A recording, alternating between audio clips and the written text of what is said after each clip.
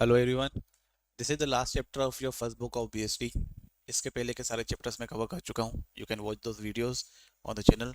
Start करते हैं video को with the definition of controlling. तो कंट्रोलिंग क्या होता है? ये इंश्योर करता है कि एक्चुअल परफॉर्मेंस प्लान परफॉर्मेंस के हिसाब से रहे। इसकी प्रोसेस होती है जिसमें सबसे पहले स्टैंडर्ड्स को सेट किया जाता है, फिर मेजर किया जाता है रिजल्ट्स को, एंड उनको कंपेयर किया जाता है विद द स्टैंडर्ड्स जो पहले सेट किए गए थे। अगर कोई डेविएशन होता है तो करेक्टिव एक्शन ली जाती है। कंट्रोलिंग की वजह से मैनेजर्स को हेल्प मिल जाती है, they can check the progress जो भी प्लान में हो रही है, और टाइमली करेक्शन वो लोग ले सकते हैं in case of any kind of error. Scope क्या होता है कंट्रोलिंग का? तो कंट्रोलिंग का स्कोप काफी वाइड होता है बिकॉज ये सभी लेवल्स पे यूज होती है एंड हर एक डिपार्टमेंट में इसका यूटिलाइजेशन होता है। नेचर जो कंट्रोलिंग है ये गोल ओरिएंटेड होता है बिकॉज ये डायरेक्ट करता है towards the achievement of organisational goal, और ये इंश्योर करता है कि जो सारी एक्टिविटीज हैं वो अलाइंड रहें जो प्री डिटरमाइंड ऑब्जेक्टिव्स हैं उनके according.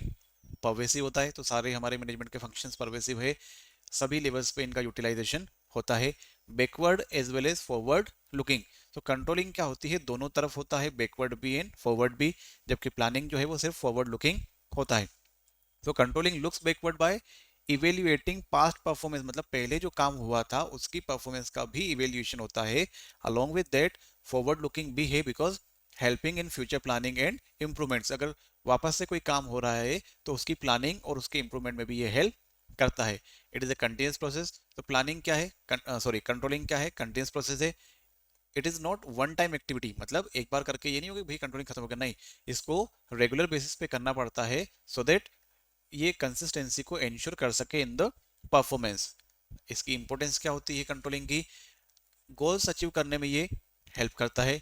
Then accuracy of standards, जो स्टैंडर्ड्स सेट किए जाते हैं उनको मेजर किया जाता है या कंपेयर किया जाता है एक्चुअल आउटपुट के साथ में। By this way accuracy of standard set जो किए गए थे उनके साथ में मैच की जा सकती है। डेविएशन हम लोग आइडेंटिफाई करेंगे, और अगर कोई डेविएशन आता भी है तो उसको इंप्रूव करके एक्यूरेसी लेके आने की कोशिश की जाती है मैनेजर्स के through. Efficient use of resources, controlling के through optimum utilisation of resources होता है, वेस्टेज कम से कम होता है जिसकी वजह से कॉस्ट एफिशिएंसी आती है ऑर्गेनाइजेशन के अंदर।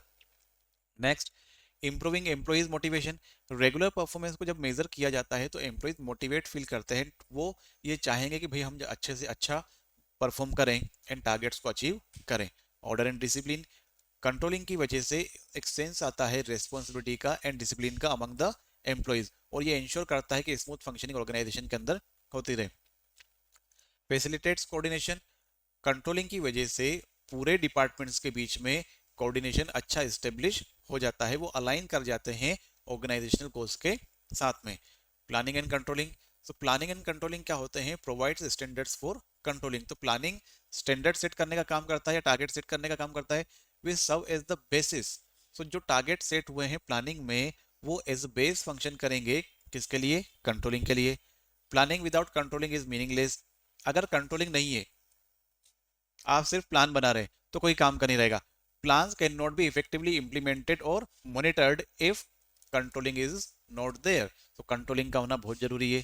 Backward and forward looking, planning क्या होती है? फॉरवर्ड लुकिंग होती है, वाइल कंट्रोलिंग इज बोथ। ये क्वेश्चन ऑब्जेक्टिव में कई बार पूछा जा चुका है।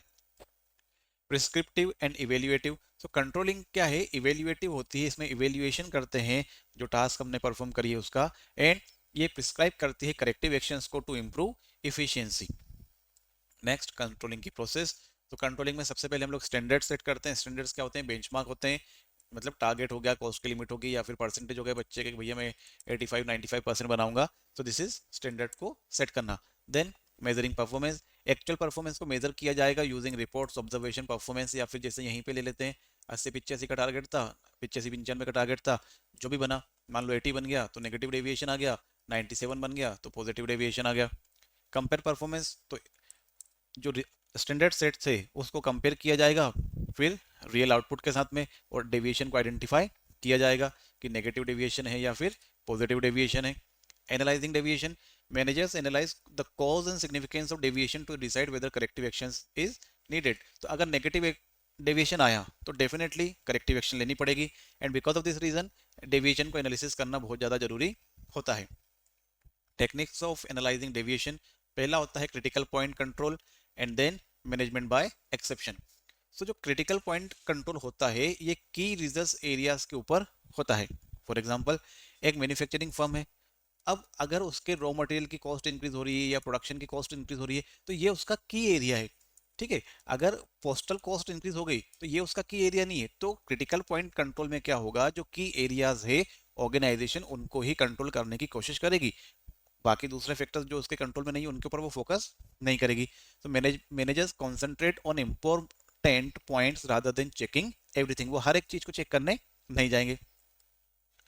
Next, management by exception. So इस टेक्निक में क्या करते हैं मैनेजर, ओनली सिग्निफिकेंट डेविएशन के ऊपर फोकस किया जाता है, माइनर डेविएशन को वो इग्नोर कर देते हैं। आपका टारगेट था 95% का, आपका आया 94%, तो ये 1% जो है दैट इज माइनर डेविएशन, और इस माइनर डेविएशन को इग्नोर किया जा सकता है। लेकिन अगर ये 95 का टारगेट था और आप 80 पे हो, then there is a huge deviation. इसको फिर क्या करना पड़ेगा, इसके ऊपर फोकस करना पड़ेगा, इसकी आइडेंटिफिकेशन करनी पड़ेगी। करेक्टिव मेजर्स, तो corrective measures are taken to remove deviation, तो डेविएशन को हटाने के लिए करेक्टिव मेजर्स ली जाती है। इसके अंदर क्या क्या आता है, या तो आप प्रोसेस को अच्छा करेंगे, या एम्प्लॉइज को ट्रेनिंग प्रोवाइड करेंगे, या जो प्लान आपने बनाया था उस प्लान को ही रिवाइज करेंगे। फिर आता है फीडबैक।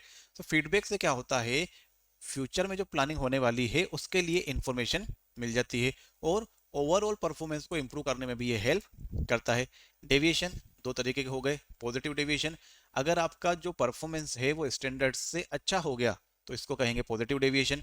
फिर आता है नेगेटिव डेविएशन, अगर आपका जो परफॉर्मेंस है वो स्टैंडर्ड से कम आया तो इसको बोलेंगे नेगेटिव डेविएशन। क्विक रिवीजन देख लेते हैं पूरा एक बार।